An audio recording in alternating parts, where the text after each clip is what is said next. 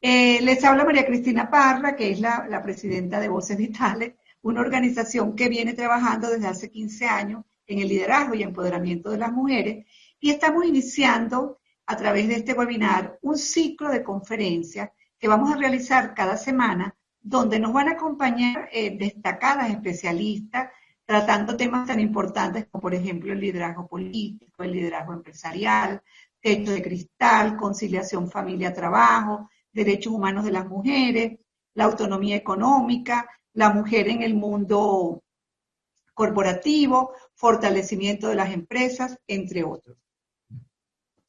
Hoy justamente empezamos con un tema que se ha agravado muchísimo la violencia contra las mujeres y las niñas en la pandemia que estamos viviendo. Un informe publicado recientemente por el Foro de Población de las Naciones Unidas señala que los brotes de enfermedad y situaciones de emergencia humanitaria tienen efectos, que impactan de manera diferenciada tanto a los hombres como a las mujeres, justamente por los roles, por la situación y la posición que las mujeres ocupan en la sociedad. Y estas pandemias, sin lugar a duda, empeoran las desigualdades que enfrentan las mujeres y las niñas.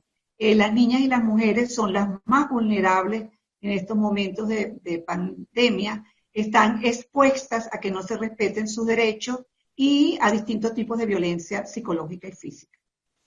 Y es así que nuestra conferencia de hoy pues, va a versar sobre la violencia de género en tiempos de pandemia desde una mirada desde la salud mental. Y para ello contamos con la participación de la experta, la doctora Luz Beltrán Molina, quien es egresada de la Escuela de Psicología de la Universidad Católica Andrés Bello, con un posgrado en Psicología Clínica, especialización en adolescencia. Además, Luz es miembro del Observatorio Venezolano de los Derechos Humanos de las Mujeres y consultora del Fondo de Población de las Naciones Unidas. De tal manera, dejo entonces con la doctora Luz Beltrán. Bienvenida, Luz, tienes la voz. Muchas gracias, María Cristina. Realmente para mí constituye un verdadero placer poder compartir este rato con tantas mujeres con las que nos une no solamente la ideología, sino el afecto y la amistad en muchos casos. Hoy nos toca hablar de un problema que, como lo acaba de mencionar María Cristina, tiene total pertinencia y vigencia en el mundo que nos ocupa, no solamente en nuestro país, sino a través de todo el mundo.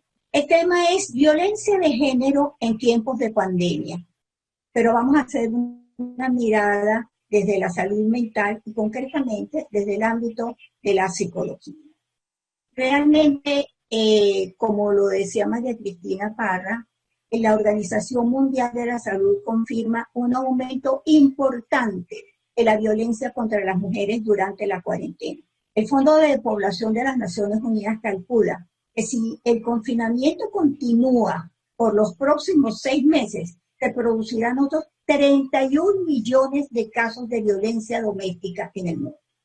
Todas sabemos que esos 31 millones de casos no son lo que verdaderamente ocurre, porque sabemos que muchísimas veces, en un alto porcentaje, la violencia no es denunciada. De tal manera que nos estamos enfrentando a una cifra bastante alta.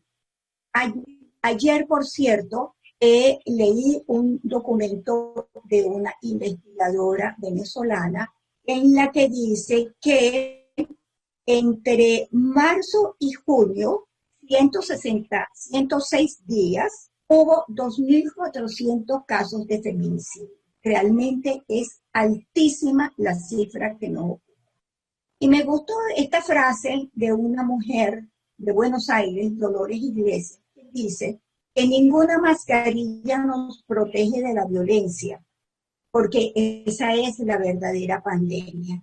Yo creo que ella logra expresar muy bien la situación que se está viviendo. Empecemos ahora por analizar una de las variables del documento que nos ocupa. Y se reconoce la violencia, se define como el uso verbal de la fuerza física y o psicológico sobre el cuerpo, la voluntad y el deseo o afectos de otras personas.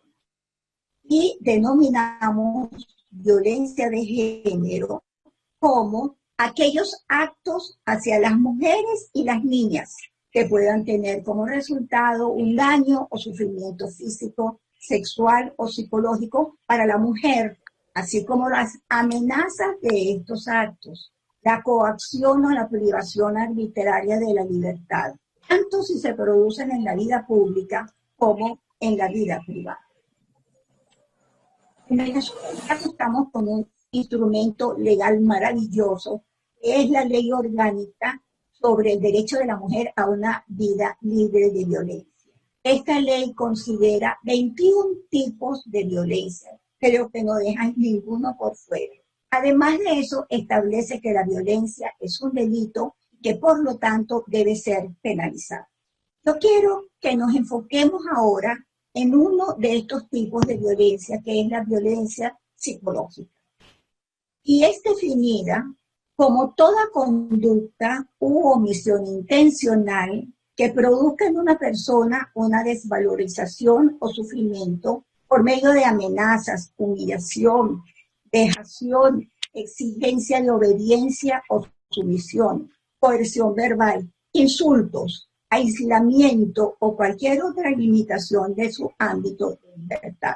La violencia psicológica atenta contra la integridad y la dignidad de la persona mediante desvalorización, fuentes, posturas y gestos amenazadores, conductas de restricción, conductas destructivas, culpabilización de la mujer respecto a las conductas violentas. Pero analicemos un poco, aproximémonos a la causalidad. ¿Por qué ocurre el hecho?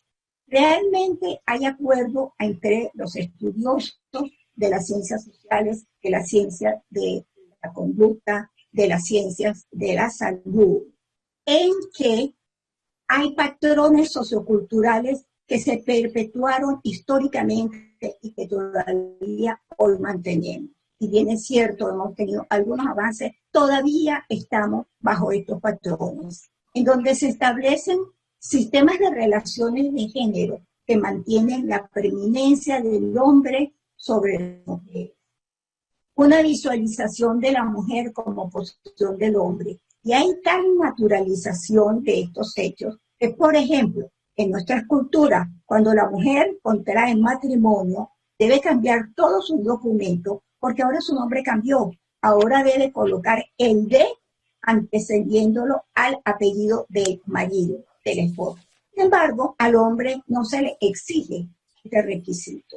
Eso parece una cosa sencilla y simple, pero de alguna manera es un ejemplo de posesión, de sentimiento de posesión del hombre sobre la mujer que ahora es su esposa.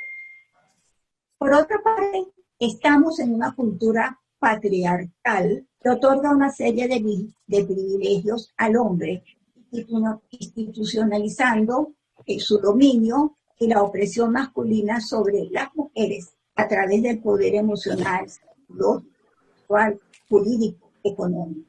Nosotros vemos que en nuestra familia se estructura la figura del pater familia. El pater familia es el hombre que tiene toda la autoridad y todo el control sobre el grupo familiar. No existe la palabra mater familia, aunque en muchas culturas, incluso como la nuestra, en nuestro país, tenemos millones de mujeres que son las madres de los hogares que dependen de ella exclusivamente. Sin embargo, el mater familia no es un calificativo o un nombre que se entiende. El patriarcado además impone distintos mecanismos para invisibilizar la violencia contra las mujeres a través del establecimiento de roles y estereotipos de género. Pero yo quiero que no discutamos esto, sino que pasemos al análisis de un documento muy interesante, que son las 10 claves de los derechos humanos de la mujer en el mundo. Esto es un documento de Naciones Unidas y establece que la discriminación contra la mujer persiste en el mundo en muchos ámbitos. Por lo tanto, el declarar la igualdad de género debe ser una prioridad de las políticas exteriores de todos los países. Vamos a analizar las variables presentadas en estas 10 claves a la luz del primero artículo de la Declaración de los Derechos Humanos realizado en 1948. Dice que todo ser humano, todos los seres humanos nacen libres e iguales en dignidad y derechos.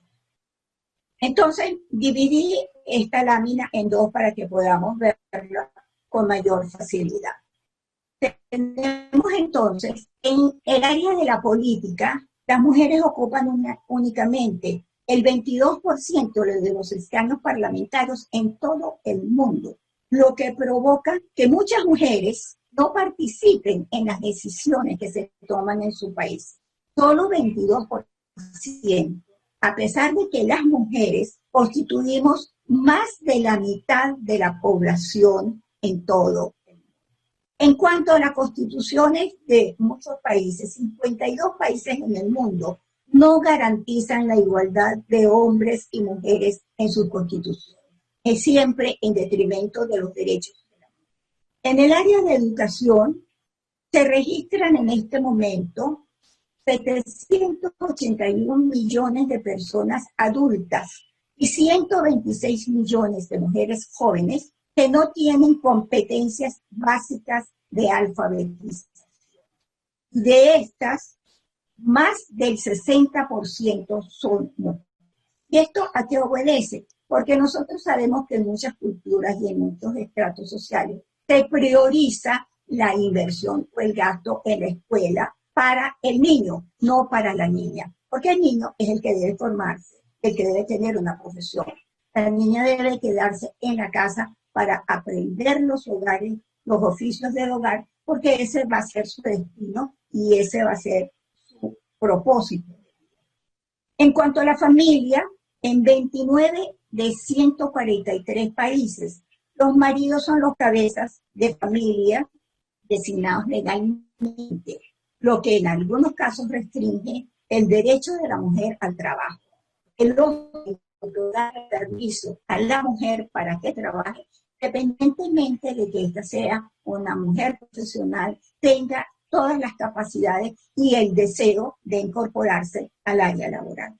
En cuanto a la salud, más de 140 millones de mujeres casadas o que viven en pareja y que tienen una vida sexual activa no cuentan con recursos suficientes de planificación familiar. Por supuesto que esto, por una parte, cercena sus derechos sexuales y reproductivos, y por otra parte, limitan la capacidad de la mujer para planificar en qué momento y cuántos hijos quiere tener, de manera de lograr armonizar la maternidad con otras actividades que quiera desarrollar en su vida, como las actividades profesionales, artísticas, metas y logros personales.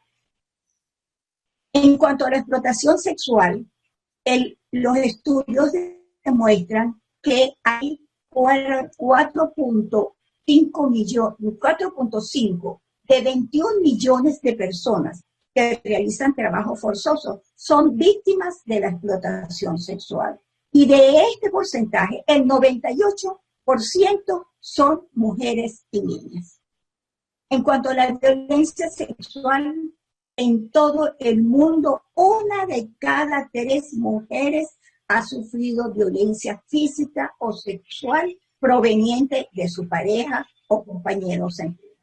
El matrimonio infantil es otra variable que persiste todavía en muchas culturas. En este momento se registran 700 millones de mujeres que viven hoy en día y que se casaron a los 18 años. Y de estas, una tercera parte se casaron con menos de 15 años. No sé cuántos de ustedes pudieron tener acceso a un chat que se volvió viral, en el que aparece una niña dando patadas, llorando, gritando, queriendo huir del sitio donde estaba, mientras la familia le da continente, la agarra, la presiona. Realmente lo que estaba ocurriendo es que la niña de 10 años estaba siendo obligada a contraer matrimonio con un hombre de 70 años. Por supuesto, un matrimonio que se consumó. Yo creo que no hay que ser muy imaginativo para visualizar el tipo de vida y la calidad de vida que podrá tener esa niña convertida en mujer ya a los 10 años. La otra variable en detrimento de la mujer es la mutilación. En este momento, 133 millones de niñas y mujeres que viven hoy han sido sometidas a la mutilación genital en 29 países de África y Oriente Medio, donde esta práctica es habitual. Y esto sigue ocurriendo a pesar de que en 1994, en la Conferencia de Población y Desarrollo que tuvo lugar en África, en el Cairo, se decidió que la mutilación genital era un delito que habría que de ser prohibida y que por lo tanto debería ser castigada. Sin embargo, esto se sigue realizando, además se hace en situaciones de gran asepsia, porque generalmente las hacen mujeres como el estilo de las cobras, de las matronas, en el suelo, sin ningún tipo de higiene especial, por lo que las mujeres tienden a sufrir muchas infecciones y a que se formen fístulas vaginales y genitales. Y además de eso, les quiero decir que el origen de la mutilación obedece a el negar la posibilidad de que la mujer tenga placer sexual. Ese ya es un gran delito, sin que hubiera consecuencias biológicas y físicas. Sin embargo, las fístulas que se hacen pueden hacer que las mujeres dejen de tener el control de esfínteres vesicales y anales y por lo tanto se orinen y se defequen sobre sí mismos. Les voy a hacer referencia rapidita a un testimonio que recoge el Fondo de Población de las Naciones Unidas, donde en África se estaba realizando una campaña para ofrecer intervención quirúrgica a mujeres pobres con la finalidad de mejorar o salvar sus vidas. Encontraron una mujer ciega sentada pidiendo limosna y le ofrecieron operarla para que recuperara la vista. La mujer contestó, no, yo no quiero recuperar la vista. Por favor, opérenme de las fístulas genitales que tengo. Porque una mujer ciega inspira consideración e inspira condolencia. Una mujer que tiene los excrementos encima simplemente inspira asco y rechazo. Imagínense las miles de mujeres que viven en esta situación. Y la última variable que considera este documento de Naciones Unidas es con respecto a la posesión de tierras y de recursos económicos. En 26 países de 143, las leyes de herencia establecen diferencias entre hombres y mujeres, por supuesto, en detrimento de la capacidad de la mujer para tener bienes materiales. Les cuento que en un matrimonio en la India, si el padre de la mujer muere y deja una herencia, es el hombre quien tiene la herencia. Y si más adelante, por X razón, esa pareja se separa, el hombre es quien sigue disfrutando de la herencia del padre de la mujer sin que ella tenga acceso a lo más. Entonces, yo creo que después de haber hecho este análisis sobre lo político, económico y con base estadística, no podemos empezar a discutir que aquello de que los estereotipos de predominio de la mujer sobre el hombre son un cuento o que son inventos que las mujeres frustradas están realizando con cruzadas de feminismo, etcétera, para equiparar los derechos de hombres y mujeres. Estamos vistos con estos documentos realmente que hay una diferencia significativa en detrimento y con causas dolorosas. Ahora, aparte de este análisis político, internacional y económico, veamos cómo se ubica en el imaginario colectivo de nuestra cultura la situación de la violencia basada en género. En primer lugar, un argumento es que la conducta violenta es innata en los hombres. Se dice además que el alcohol y las drogas son causas de violencia. Se dice también que los agresores son enfermos mentales, que solo ocurre en hogares pobres, y además es perfectamente normal que un esposo golpee a su mujer bajo ciertas circunstancias. Por otra parte, la mujer suele provocar al hombre. Y la otra creencia que hay es que realmente a las mujeres les gusta que las controlen. ¿Cuál es la realidad frente a estos mitos colectivos? La realidad es que la violencia no es innata. La violencia es una elección de la persona que la realiza. Tanto hombres como mujeres tenemos la capacidad de desarrollar conductas violentas. El maltratador no es un enfermo, por lo que siempre es responsable de su conducta. Sabemos que está penalizado en las leyes. El alcohol no es causante de la violencia. El alcohol simplemente es un desinhibidor en el control de los impulsos. Cuando nosotros tomamos mucho, y en ese momento estamos en situación de euforia y tomamos, nos va a dar por cantar o nos va a dar por reírnos. Si estamos en una situación de tristeza, nos arrancaremos con rancheras. Pero si estamos en una situación de violencia, inmediatamente va a hacer eclosión las conductas violentas con mayor facilidad. Los maltratadores se encuentran en todos los estratos sociales, nivel cultural y académico. Gente muy bien formada, con un background intelectual avanzado, son personas hombres maltratadores. Los agresores suelen provenir de hogares con familia en las que ha habido violencia y además ellos han sido maltratados cuando niños o cuando adolescentes. Por lo tanto, la violencia no es innata. La violencia se aprende en el seno de la familia como un mecanismo para la resolución de conflictos. Y ojo, porque esto nos anuncia ya que hay otra víctima de la violencia basada en género, que son los hijos que viven en el contexto familiar donde la mujer o su madre es violentada. Felizmente, como es un proceso de aprendizaje, como todo tipo de aprendizaje puede ser cambiado. Ahora vamos a dar una mirada desde la salud mental.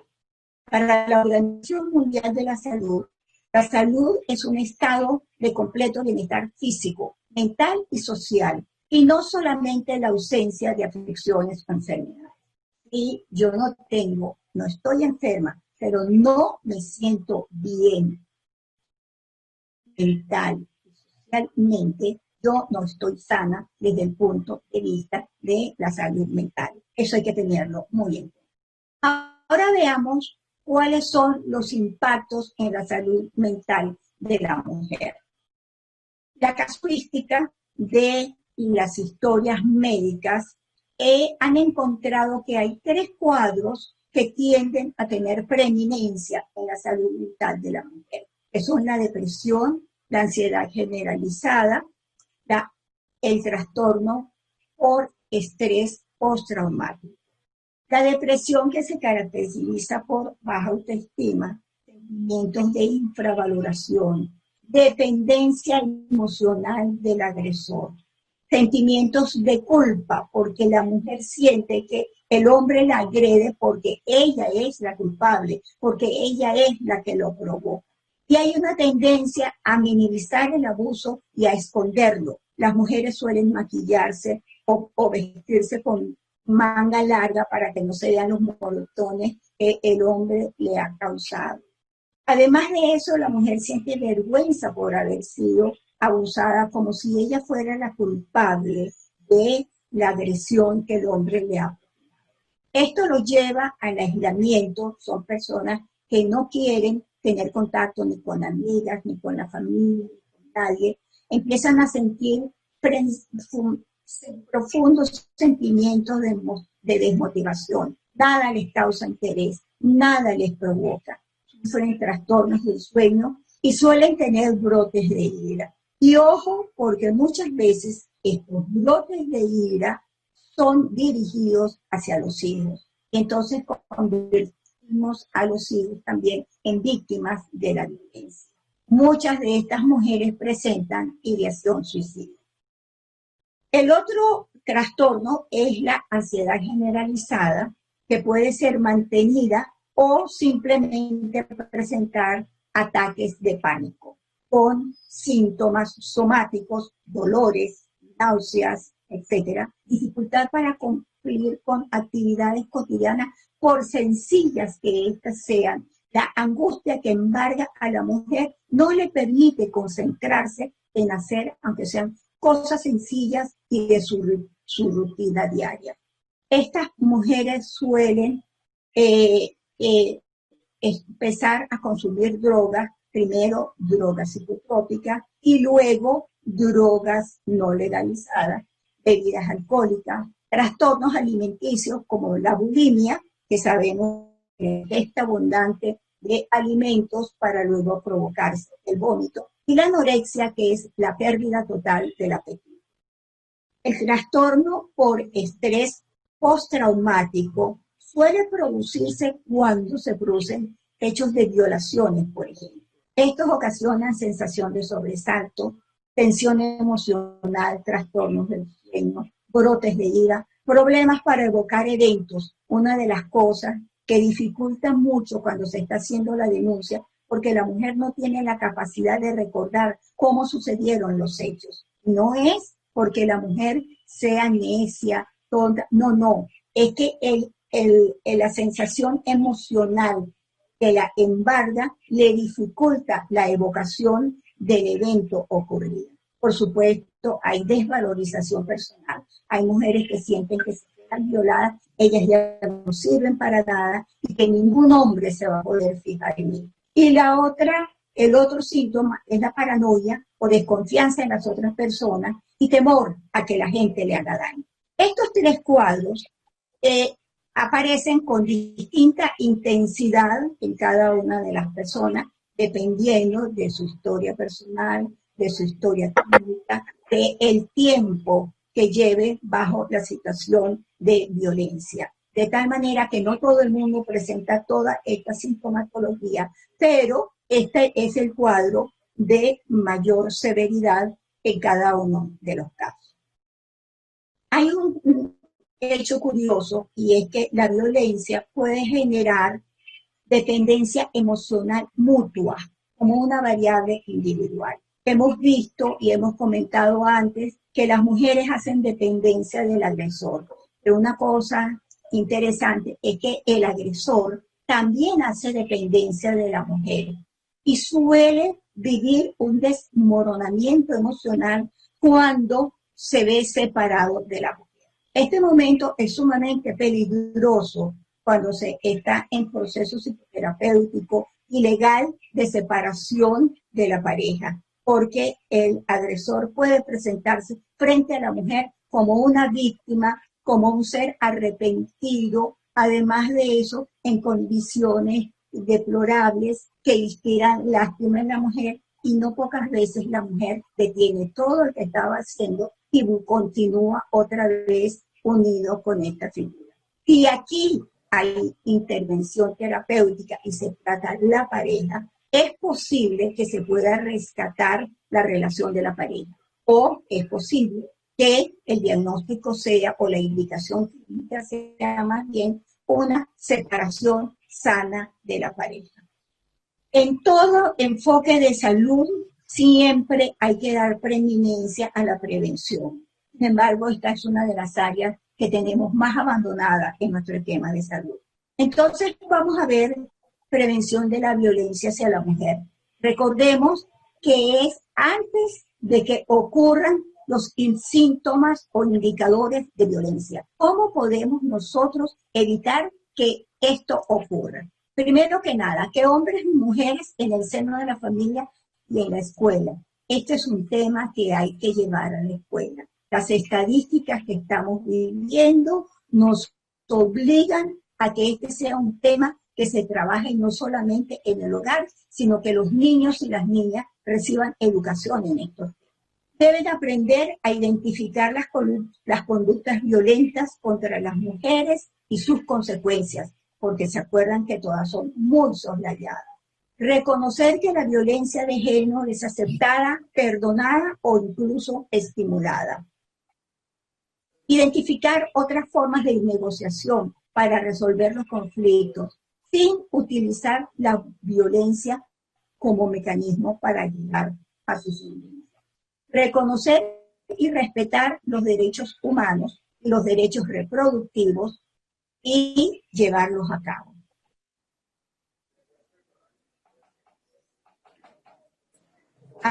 Recalcar que la violencia basada en género es un delito. Reconocer que las conductas violentas son aprendidas. Evitar el uso de alcohol y otras drogas, porque vimos que facilitan la aparición de las conductas, o la aparición, la eclosión. Y una cosa muy importante, buscar ayuda profesional. Los equipos de psicólogos, abogados, médicos, trabajadores sociales son un gran apoyo para solventar a tiempo los conflictos familiares. Para cerrar, quisiera dejarles una herramienta de utilidad práctica a todos y todas que están compartiendo con nosotros esta tarde. ¿Qué hacer si se es víctima de violencia basada en género? No solo para nosotras mismas, sino si conocemos una vecina, un amigo, una hermana, un familiar que puede estar sufriendo esta situación, nosotros podemos ayudarla. Podemos ayudarla, primero que nada, haciéndola, insistiéndole en que tenga claro que la víctima no es la culpable y que por lo tanto no tiene por qué avergonzar. Las mujeres que se sienten avergonzadas por la violencia tienden a aislarse y a no confiar ni en amigas ni en familia. Esto hay que ayudarlas a que rescaten la compañía de la familia y la compañía de las amigas. Que la gente se entere de lo que esta mujer está sufriendo, porque además las lágrimas acompañadas son menos dolorosas. Saber que muchas mujeres que hoy son exitosas fueron víctimas de violencia basada en género, pero con la intervención terapéutica y legal a tiempo lograron sanar todas las heridas y continuar adelante con una vida plena. Solicitar ayuda profesional, sobre todo jurídica y psicoterapéutica. Siempre creer y pensar que hay esperanza. Bueno, esto era lo que quería compartir con ustedes. Muchísimas gracias por brindarme este espacio y estoy atenta a sus comentarios y preguntas. Muchas gracias, Luz. Excelente presentación. Te quería comentar que en este momento nosotros desde Voces Vitales estamos participando en un proyecto donde propusimos agendas para la prevención de la violencia en las comunidades. Así que nos resulta muy útil tu presentación y las ideas que das para prevenirla, ¿verdad? Nosotros estamos proponiendo esto porque ya tuvimos una experiencia en Petare, trabajando con mujeres allí, y formamos lo que llamamos grupos de autocuidado, porque si bien es muy importante, ¿verdad?, la asistencia jurídica y psicoterapéutica, pero las mujeres en condiciones de pobreza muchas veces no tienen la información, no tienen acceso. Entonces nosotros diseñamos un modelo de intervención comunitario, ¿verdad?, que es capacitarlas en la prevención. Capacitamos una facilitadora y luego ellas formaron el grupo en la comunidad. Entonces, como tú dices, ellas solas, aisladas, no van a salir del cuadro de violencia, pero este grupo de autocuidado en la comunidad les sirve de contención. Allí ellas pueden expresarse, se sienten seguras, se sienten reforzadas, que no están solas, y eso las anima a, bueno, exigir ser respetadas, y si el caso es muy grave, las anima también a denunciar, pero en este caso no van solas porque las acompañan las compañeras del grupo. Entonces quería decirte que lo importante trabajo con las mujeres que están en situación de pobreza, que podamos llevar, ¿verdad?, respuestas que ellas puedan luego transmitir a sus compañeras, es decir, capacitar facilitadoras, que vayan a las comunidades y creen allí grupos parecidos a esto o la formen para que ellas puedan tener acceso a informaciones como la que tú nos presentaste ahorita. Excelente iniciativa y me pongo a la orden. Si en algo puedo apoyar, con mucho gusto. Una cosa que quería decirte, Rosa, es que esa parálisis y esa dificultad de toma de decisiones no se encuentra solamente en los sectores. Hay mujeres de otros estratos sociales que, teniendo todos los recursos, no toman la iniciativa de arrancar. Exacto. Y por eso lo que tú decías también allí en las propuestas de prevención, acudir a familiares o amigas, ¿verdad? Es decir, necesitas muy importante alguien que te refuerce, ¿verdad? Que te haga sentir, como tú dices, que no sientas vergüenza, no te sientas culpable, que puedes proponer que eso cambie, y si no cambia, pues puedes denunciar, salir de ese cuadro, porque eso puede llegar a excesos como el feminicidio, ¿verdad? Absolutamente, y el suicidio también.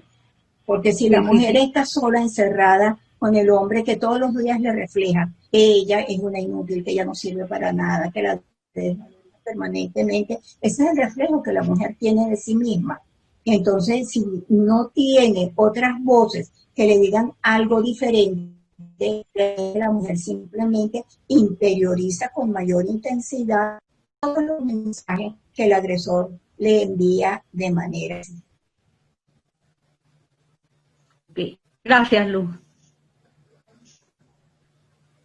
Yo tengo un comentario para Luz, que en época de pandemia, ¿cómo hacen para sacar al marido o a la pareja de la casa o el que está infligiendo la violencia?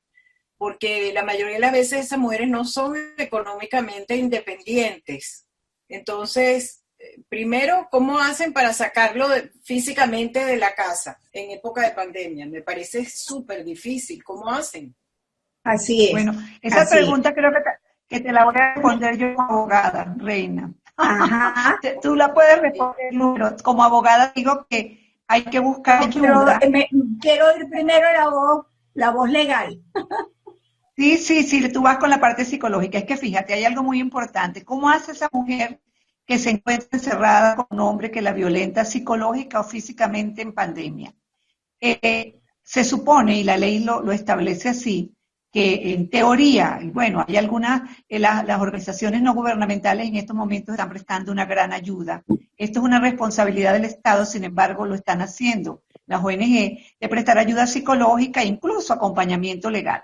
Pero la Fiscalía General de la República, y tengo que decirlo, tiene una oficina de atención a la víctima que funciona en la Avenida Urdaneta por guardias, en la sede de la Fiscalía, y reciben las denuncias. Y en caso de que la mujer tenga el valor de ir a denunciar y efectivamente comprueban con la denuncia de ella que hay una violencia psicológica y física, el fiscal del Ministerio Público especializado está en la obligación de cumplir con la ley y dictar una medida de protección a esta señora para que este agresor salga del hogar.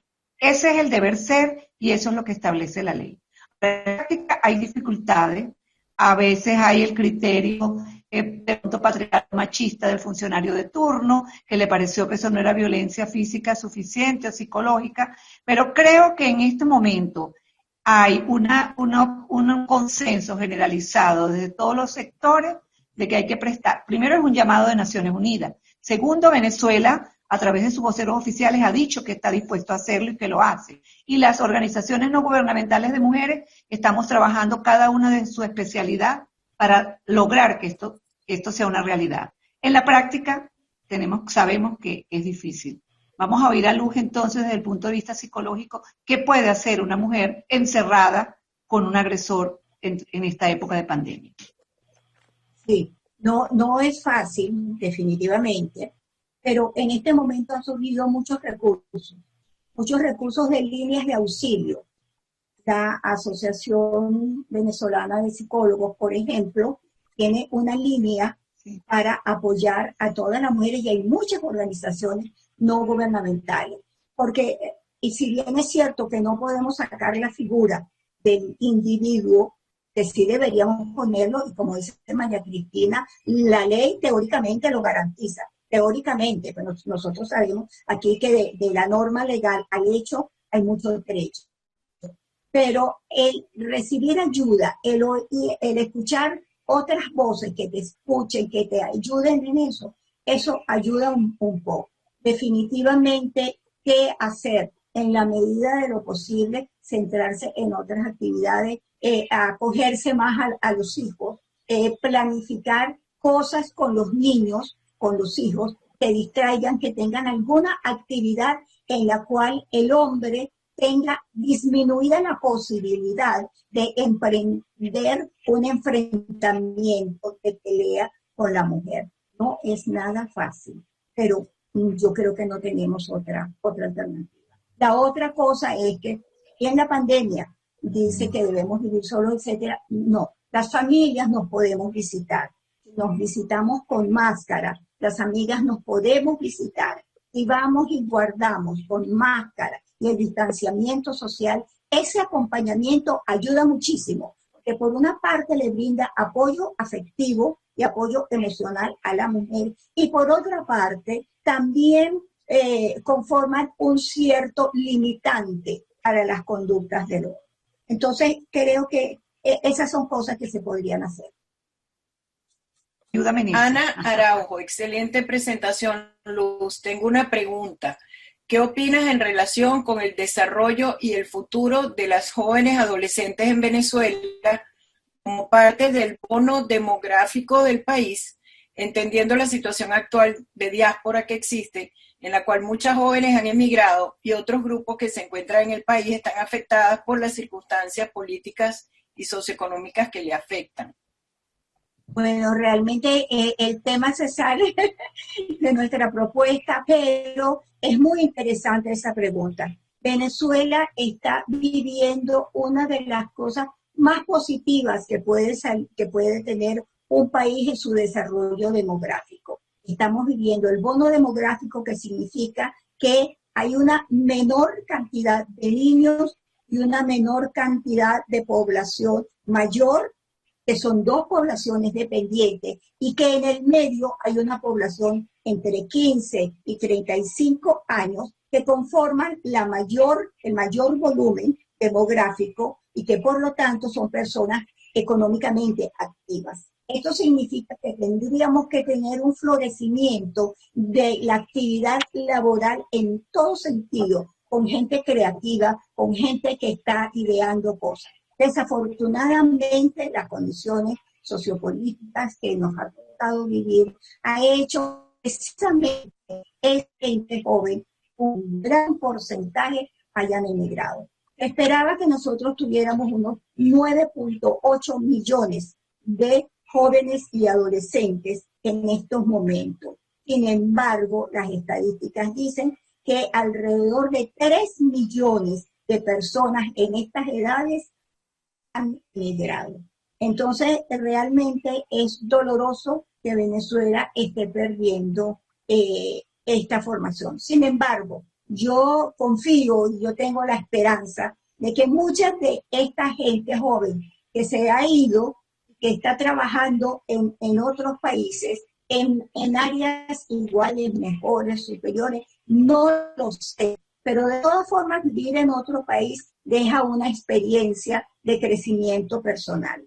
Yo tengo la esperanza de que cuando nuestras aguas vuelvan al cauce, todo ese recurso humano que está afuera venga y nos ayude a levantar el país. El bono demográfico tiene una duración de 35 años, o sea que todavía nosotros tenemos tiempo de recuperar y de aprovechar esos recursos que en este momento están. Luis Madrid dice, Luz, excelente tu presentación. En Niña Madre hemos recibido en estos tiempos de pandemia apoyo de Psicólogos Sin Fronteras. Te leo otra. Qué bueno, Amanda, qué bueno, Gladys. Gladys tiene la ventaja de que ella echa mano de todo recurso. Sí. Y mantiene Niña Madre, que para mí es una obra de arte, la considero muchísimo, y además eso tiene sus años ya, y empezó en un momento en que el problema no tenía la magnitud que tiene hoy, y sin embargo Gladys tuvo la visión de crear esa organización que ha dado respuestas y ha salvado muchas. Así es, correcto. Así es. Aló, estoy pidiendo la palabra. Aló. Ajá. Yo te oigo. ¿Me oye? Alicia, Sí. Bueno, por supuesto, querida, igualmente, y de verlas a todas. Y por supuesto te felicito igualmente, Luz, porque muy excelente tu intervención. Pero yo siempre tengo una preocupación, y vamos a hablar en la semana próxima de la que tiene que ver con la política, que tiene que ver con políticas para no solamente económicas, sino de política misma, de participación, etcétera, para poder garantizar la atención a estos problemas. Y sobre todo, la eficiencia y eficacia de los organismos que atienden violencia, que muchas veces, con muy pocos recursos, lo hacen. El caso de Niña Madre, el caso de la misma Voces Vitales y muchas otras organizaciones de mujeres del Centro de Estudios de la Mujer que atendemos en violencia. Pero hay un tema que a mí me preocupa cuando se trabaja el tema de la violencia y que normalmente no aparece. Yo creo que uno de los temas es el de la violencia económica, porque sabemos y hemos demostrado que en el mundo entero las mujeres recibimos un porcentaje que puede llegar a veces hasta 40%, 50% de los salarios que reciben los hombres por sus mismas, por su mismo trabajo. Entonces, el tema de la violencia económica yo creo que es uno de los temas que nosotros tenemos que plantear, y sobre todo en una época como esta, donde mujeres enfermeras, ¿verdad?, y médicas están entregando sus vidas para atender al colectivo nacional o local o regional. Entonces, yo pienso que esas son mujeres que ganan cuánto de lo que yo he trabajado en eso, sé que es ínfima la generación de ingresos que da un puesto de enfermera en este país o de limpiadora en un hospital en este país, ¿verdad?, etcétera. Entonces, yo pienso que siempre tiene por eso que hacerse un trabajo combinado de los diferentes sectores, ¿verdad? Y no solamente el de la atención personal a la golpeada, que sabemos lo importante que ha sido, porque mujeres como yo, de una edad bien avanzada, oye, duré años que eso no se tocaba, eso nos consta a todas aquí. Esto es en épocas recientes que se planteó, porque la mamá de uno le decía: cálate, hija, que no vas a tener quien te mantenga los hijos, que te da 2 golpes, pero te da la plata para el mercado. ¿Entiendes? Eso, las abuelas de antes eran típicas en eso. No, mija, déjalo, que se echó unos palos y va pero te mantiene. Recuérdense, ustedes son más jóvenes todas, pero eso pasaba. Entonces sí creo que yo siento que el trabajo multidisciplinario para atender, como se ha hecho con el derecho, con la psicología, etcétera, debe abarcar algunas zonas, como son efectivamente, por ejemplo, la económica. En Venezuela todas las mujeres ganamos menos que los hombres. No toco siquiera el problema de las maestras y de las profesoras universitarias, ¿verdad? Porque es dramática la remuneración que recibimos los sectores de la educación, pero en general en todas las áreas económicas la diferencia no baja de 10 a 15, 20%. En el caso venezolano, en casi todas las áreas, la diferencia de los salarios llega incluso a 20, 30%, en algunas áreas como los maracuchos, que se ve que el machismo es un poco más fuerte, la diferencia llega a 40%. Entonces, ese elemento yo creo que es importante para que tanto a nivel nacional como internacional uno lo rescate. Y el otro elemento es el del bajo peso político que tenemos las mujeres. ¿Cuánto costó para que se aprobaran las leyes sobre violencia, que todas las que estoy viendo ahí son luchadoras por esa causa, ¿verdad? Durante años, hasta lograr que en los 90 se aprobaran las primeras leyes sobre violencia contra la mujer en el caso venezolano. Entonces, yo ahí pienso que este trabajo, que sobre todo organizaciones que se preocupan mucho de la formación, como es el caso de Voces Vitales, pero también de otras de las compañeras que están en esta actividad y en otras, debemos tratar de impulsar ese trabajo multidisciplinario que incluye entonces en la parte política igual, porque esa es una de las cosas que a las políticas muy poco se les ocurre trabajarla en el seno de sus organizaciones, y bastante maltrato recibíamos muchas de las mujeres que hemos trabajado en política a tiempo. En las sindicalistas, en una serie de ámbitos se recibían maltrato, ¿verdad? En ese sentido, y desvalorización de las propuestas. Sobre la cuestión típica del acoso sexual, ¿cuánto costó, como ustedes lo saben, introducir esa discusión en la discusión de la violencia? Por fin se logró que el acoso sexual entrara, pero eso fue una batalla que hubo que dar adicional a la normal para que se trabajara el caso de violencia contra las mujeres, ¿entiendes?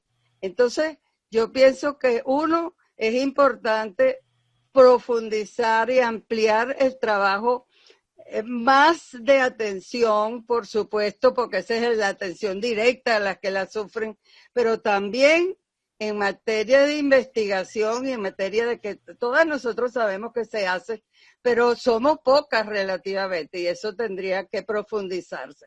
Y en el terreno político igual, porque es débil el papel de las organizaciones de mujeres, es débil en la relación política, que tiene que arrancar, que estos no sean leyes que se tratan como de pasada, ¿ves? Entonces, eso era un poco lo que quería yo plantear. Mira, y felicitarte.